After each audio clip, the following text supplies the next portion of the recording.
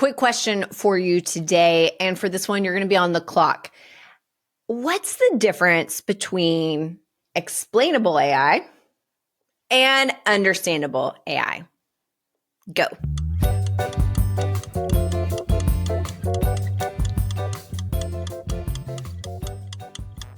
Not sure if you got that right. And if you're like most executives at a professional service firm, you probably aren't aware of these terms. But today, that's exactly what we're going to get into.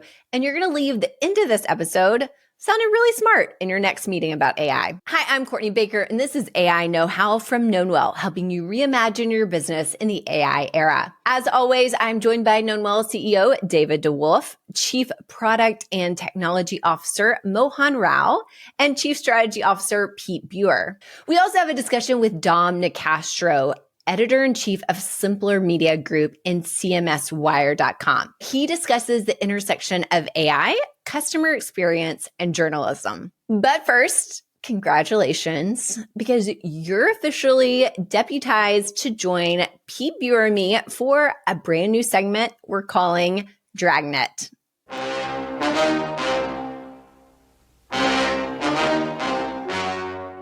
Pete Buer joins us as always to break down some of the latest and greatest in AI. Hey, Pete. Hey, Courtney, how are you? Good. This week's story comes to us from CNN. The headline reads, AI helped the feds catch $1 billion of fraud in 1 year, and it's just getting started. Pete, what are your takeaways here? So a great real-world example of AI being used as a force for common good. A little bit of background. The Treasury Department is the organization that we're talking about here. They issue payments on a truly massive scale. So 1.4 billion payments a year to 100 million people, totaling something like $7 trillion for items like Social Security checks and Medicaid, paychecks to federal workers, tax refunds, et cetera. Treasury used machine learning AI with humans in the loop, so not completely ungoverned, to detect fraud in the payment process. And so far in 2024, so a year not even ended, they've recovered $1 billion in check fraud alone and another $3 billion in other forms of fraudulent activity. Cool example of the magnitude of impact possible from bringing AI to the sorting through of absolutely massive amounts of data. Now, the one thing I did not see in the article is how all of this fraud detection is going to translate into savings on our 2024 tax returns. I guess that's just something the Treasury Department's still working out. Yeah, that's awesome. I do love this, though, because certainly, you think about AI and how it might be used for those on the other side, on the fraudulent side. It's great to see that it's always already being deployed for the good of us all. Pete, thank you as always. Thank you, Courtney.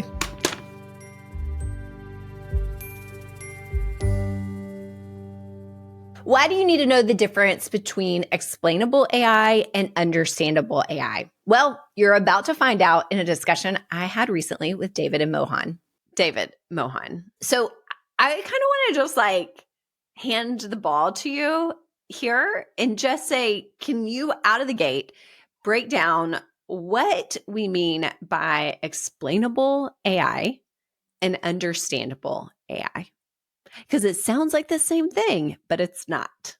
Yeah. The first thing to understand is AI models are very, very, very, very complex, right? So we all know that. The term explainability is a more technical aspect of it, which is, you're saying why the model made the prediction the way it did, right? Understandable is more about the humans understanding what does that mean, right? And there's a difference between that. So it's almost like, there's a difference between saying and hearing, right? So it is a model can explain the technical aspects of how it explained the decision, but the way human understands it is different. So there could be aspects of translation that's very, very important. And that's the fundamental difference. Okay, so David, help everybody listening know, why is this important for executives to understand what explainable AI is versus understandable AI? Well, I think one of the important concepts here is trust, right?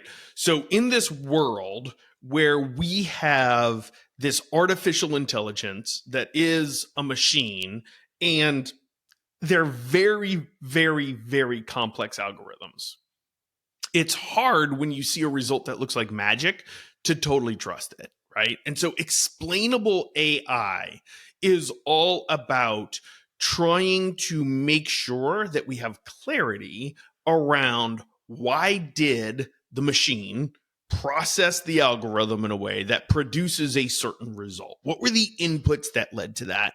Now, the hard thing is here, even the most genius AI data scientists don't really know the answer to that. There's literally ongoing research being done in exactly how these neural networks work. But what we can do is begin to distill, and we can understand the basics and then understand what is the corpus of knowledge that it's looking at, so that we can point to, here are some of the factors that helped this machine that's leveraging this neural network that is modeled after our brains process the information in a way that came to this result. And so that's what explainable AI is all about, is about helping to convey this level of trust or confidence, if you will, in the actual result. Can you two explain when you would need explainable AI in a business versus when you need understandable AI? For me, you always strive to have understandable AI because, that is the language of the humans. And ultimately, humans need to understand what's going on, right? So humans need to be in the loop.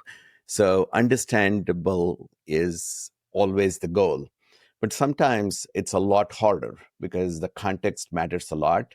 Explainable is a lot easier, right? It's more like a process answer. It's like saying I did A and then I did B and then I did C to produce D, right? So it's a lower bar for me, right? So you should always be striving for the higher bar for the exact reason that David said. It's all about building trust. It's about knowing why the machine is making the prediction it is.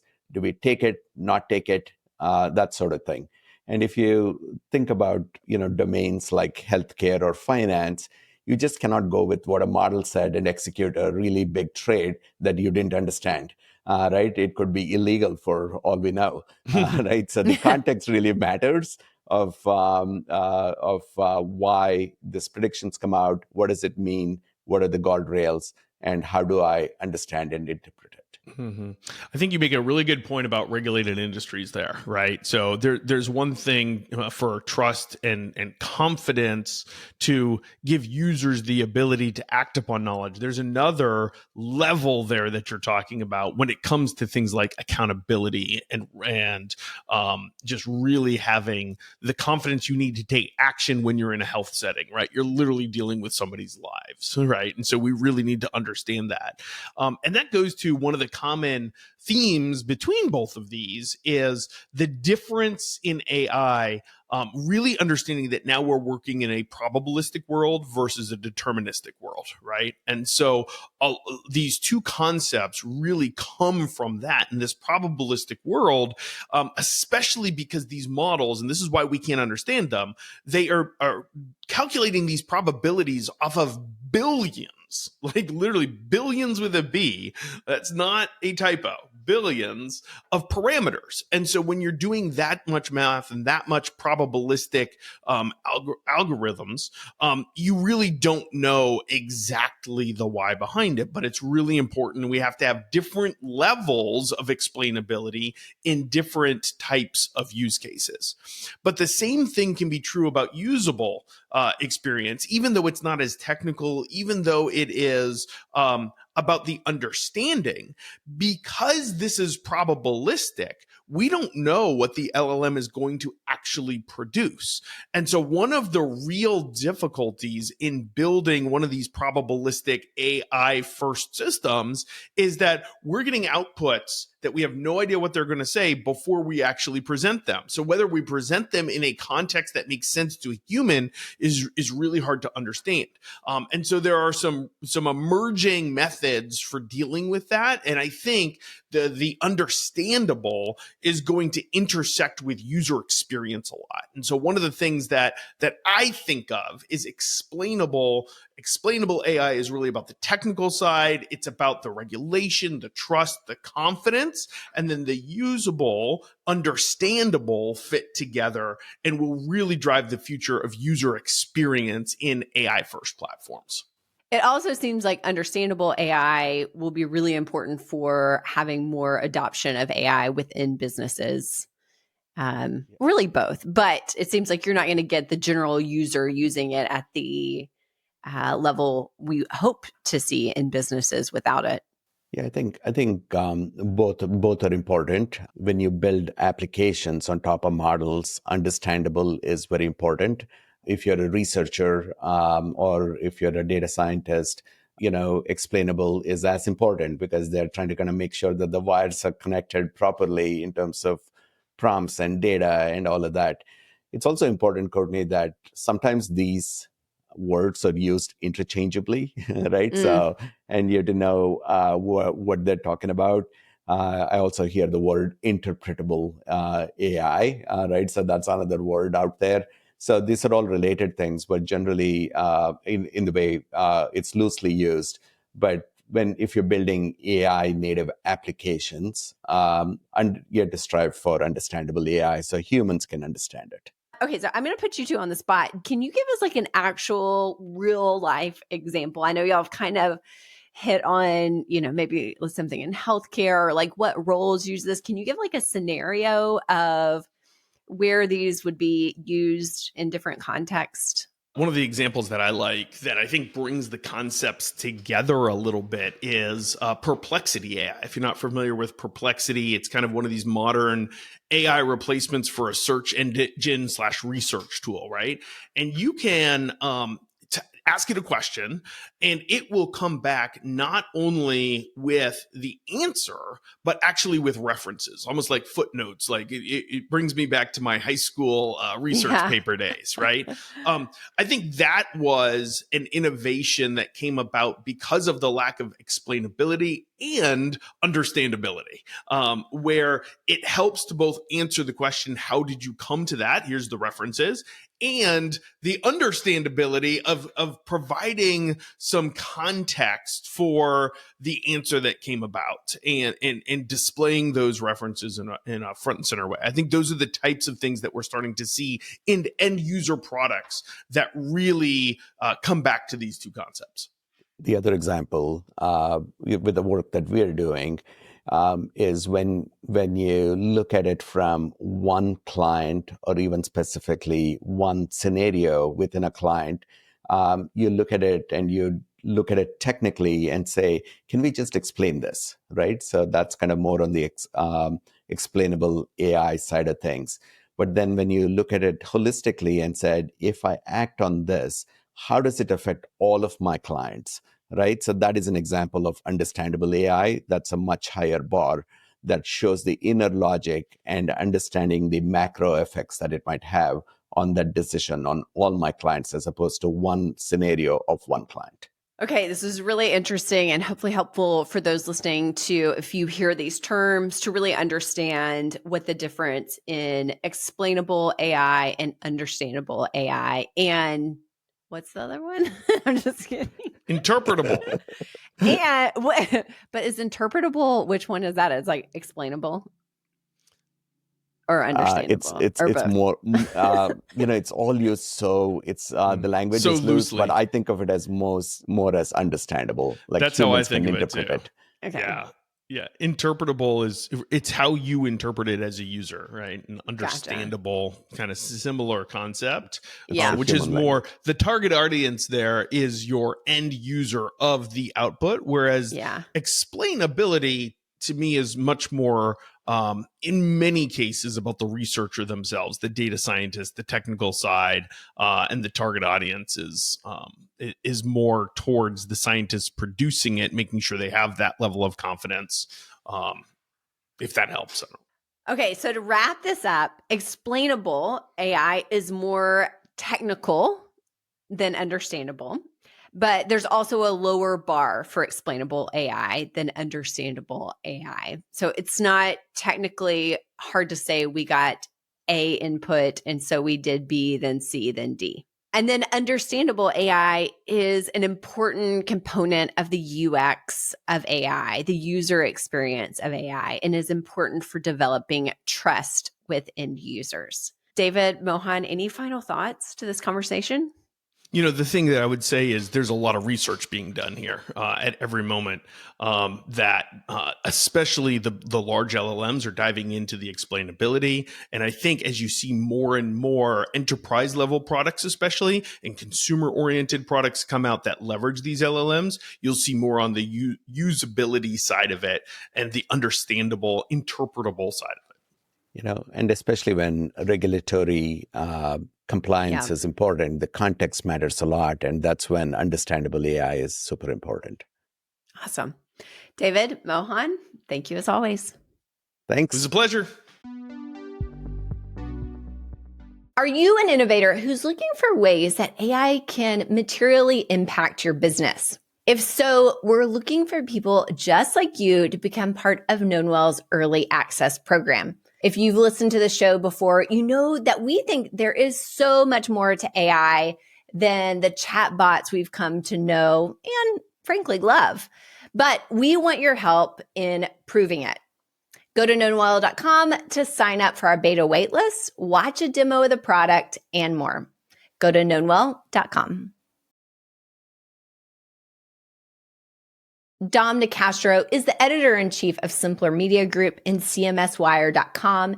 He recently sat down with Pete Buer to talk about AI's role in driving superior customer experience. Dom, welcome. So nice to see you. Yeah, nice to see you too. I'm so looking forward to this conversation. You live at the intersection of two both interesting and AI occasion affected worlds, customer experience and journalism. So let's get into it. Tell us about CMSWire and your role there. Absolutely. I started as a reporter about 10 years ago, worked my way up the chain, and I'm the editor now, editor-in-chief. And CMSWire, it started as catering to content management professionals, CMS, the FatWires, the Adobe AEMs of the world, Sitecore. And we still do that coverage, but now we've kind of really expanded. Our core coverage areas: customer support, customer experience, contact center leaders, that kind of thing, but definitely still dabble in marketing too. We want to talk about things that are happening in the world of the CMO, the chief marketing officer. We're very, very interested in what's happening in that role and where they're going with AI, what they're doing with it, what the customer experience leaders are doing with it too. So yeah, website, publish daily content, email newsletter, podcasts, get some video series, and that's about it. Awesome. Well, as you know, Knownwell has an interest in the role of AI in enabling customer management activities to the ends of retention and growth. So let's start with customer experience. What's happening at the edge because of these two letters that we keep throwing around all the time? What's cool in customer experience driven by AI? So here's the synopsis of what I'm hearing, Pete, with customer experience and AI. The leaders out there, the contact center managers, the VP of customer experience, the chief customer officers, they are trying to use it to build up their agents. And if it can be infused into those scenarios where it's going to make the agent's job better and make them smarter, empower them, then that's where you can see some actionable results. Agent experience is the number one thing I hear from these leaders on the ground floor. I've been to a couple customer experience conferences lately this year, and that's what they tell me. It's almost like an employee experience conference in a sense. Yep. Like they want to take tools, take technology, take processes, strategies back to their organizations and make things better for their support team. Because Pete, I think the support team is more important than the CEO in a company. I mean, that's the front line. working with the customer every day. Yeah. Are there particular use cases that are bubbling up as the most promising? It's avoiding the mundane tasks that they have to do, like giving them a SKU number, avoiding having the agent look past those kind of things. So it's in a broad sense, it's moving them away from those mundane tasks and kind of empowering them just to be human beings and like, all right, you know what? Because we talked to the Affleck customer support leader, one of their customer support leaders on one of our shows, and they have customers coming to them in horrible times of need. Like, I have cancer, I went through chemo, what's my reimbursement going to be, and all that. So they want to have AI sort of handle the automation part of it, the mundane, and empower their agents to be specialized, skillful, thoughtful human beings on the call. So if AI can do that stuff, get out of the way, and then let the agents do their thing. Gotcha. So the Jarvis-enabled Iron Man image, I guess. Yeah. Are you seeing much that's customer-facing, or is it really mostly about powering the agents? Agents, yeah. It's mostly back end. What I'm seeing, even as a consumer, I don't know sometimes if it's AI handling my stuff, but I think we're still behind. I think we're worlds behind of getting to where we can be. You know, I mean, my wife and I had an agent experience where the agent was a sweetheart. She was great and everything, but it took like 30 minutes just to tell me if I ordered a product, right? Like I didn't remember, like I knew I had it, but I wanted to make sure they had it in their inventory so we can do things because of that. And it took them about 30 to 35 minutes to get me that answer. You know, we were on hold. My wife was just laughing, talking, dancing to the whole music, like the commercial you see with that, I don't know, I forgot his name, the Top Gun guy. He's dancing with the whole music. Fine. On paper, you look at that and say, that's a horrible experience. It took you 35 minutes to get a simple answer. And most people might complain about that. We were fine. But I think that's where AI needs to come in and some kind of automation and help those agents, because the agents are the front-facing people. They're going to take the brunt of it if we don't empower them. So you've mentioned journalism a couple times, and we do have some questions for you on that front. I know that it's a passion. I read that you started in the 5th grade in Gloucester writing about the high school football team. So that's very cool. Tell us where journalism is taking you, and then I'd like to go down the AI rabbit hole as well here. Where journalism is going with AI right now? Well, I'll tell you this. I am absolutely unafraid of AI in terms of like replacing my job. Can it write articles? Yeah. You know, generative AI, of course it can. Can it edit articles? Yeah, of course it can. Can it edit better than me? Maybe. Yeah, probably. Right. Because like we said, generative AI is an amalgamation of all the other editors who have ever done the real work in the past on the internet. Isn't that funny how we look at AI now and how fascinating it is? But yet the model is this: everything that's ever been said on the internet. Like, that's what we're taking information from. Yep. Right. Didn't they tell us not to do that when the internet came out? Right. It used to be not reliable. Haven't we always said, like, don't take anything for what it's worth there. Don't use anything on the internet. Now we're like, use it all. But with journalism, it's not scaring me, because journalism is always going to need sources. It's always going to need backup. It's always going to need credible, thoughtful people that give you information and commentary that has no agenda. You know, someone that's just passionate about a topic. You know, this is where voice of the customer is failing, and I'm going to tell you why. And they're not going to sell something. You know, an AI right now cannot go interview someone and a live interview and then take that live interview and write an article on it, right?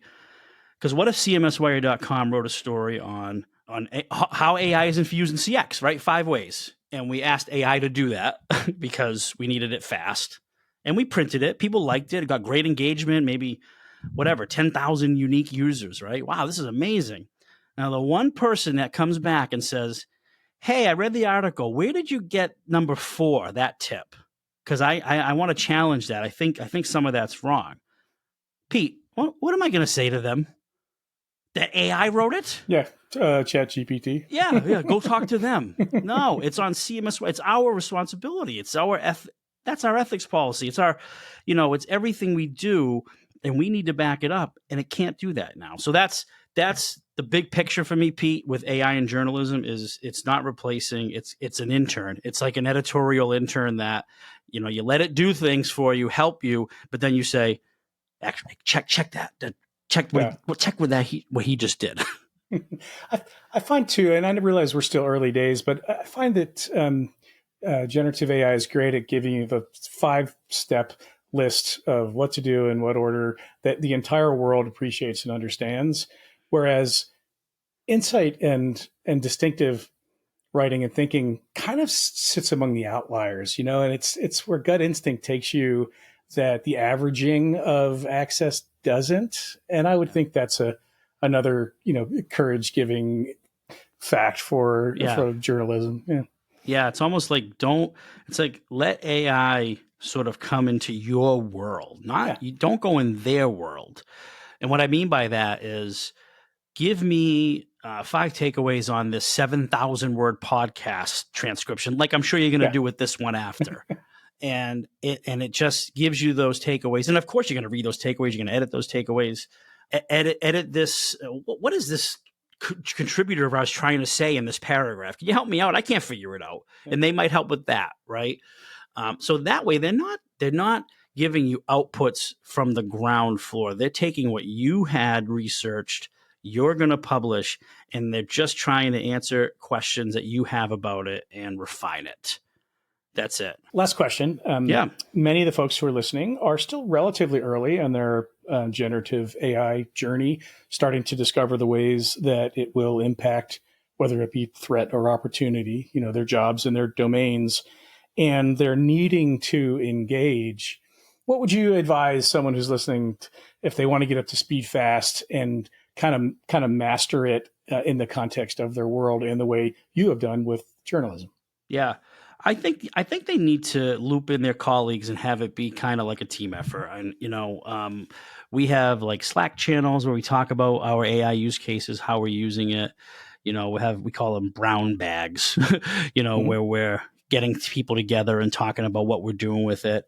We're working on policies and stuff like that. So my answer is, treat it like you do a lot of other initiatives, have policies and procedures around it. Right? What are we doing? What are we trying to do with AI? Answer that question. And, people can certainly explore, but I think at the end of the day, it'd be nice for companies to have some sort of standards in the company. Like, your IT needs to be involved. Like, what kind of data are you putting into these systems? If you're a marketing team, you're a customer experience team, what are you looking at all day? Customer data.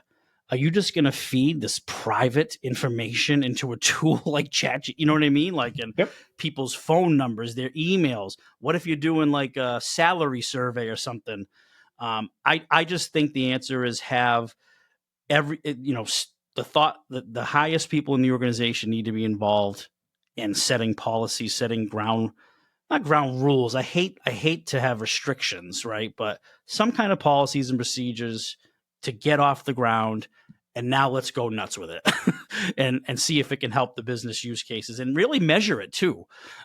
If you look at before ChatGPT and after ChatGPT for CMSWire.com, I can't tell you, Pete, and lie and say, we've broken through these major engagement levels because of ChatGPT. It just hasn't happened. So measure like you would with any other initiative, any other technology. Is it giving you ROI? Well, right now it's only $20 a month. So it's definitely giving us some ROI, right. But end of the day, what is it actually helping with? Is it efficiency?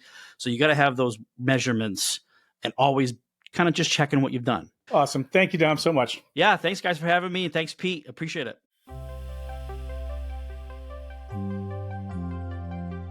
Thanks as always for listening and watching. Don't forget to give us a 5-star rating on your podcast player of choice. And we would really appreciate it if you can leave a review or share this episode on social media. At the end of every episode, we'd like to ask one of our AI friends to weigh in on the topic at hand. Hey, Gemini, what's happening? This episode, we're talking about the difference in explainable AI versus understandable AI. What's the difference? Explainable AI is about understanding how an AI model makes decisions, often for technical experts. Understandable AI, on the other hand, is about explaining why an AI made a decision in a way that's easy for everyone to grasp. Now you're in the know. Thanks as always for watching or listening. We'll be back next week with more AI applications, discussions, and experts. Hey, if you made it this far in the episode, first of all, thank you. And second, we know that AI is changing all the time, and so we've got you covered. Here is another great episode for you to watch to stay in the loop on what's happening in AI and business. And second of all, we'd love for you to subscribe. You can do that right here. I've always wanted to do that, by the way. So do that now. That would be great.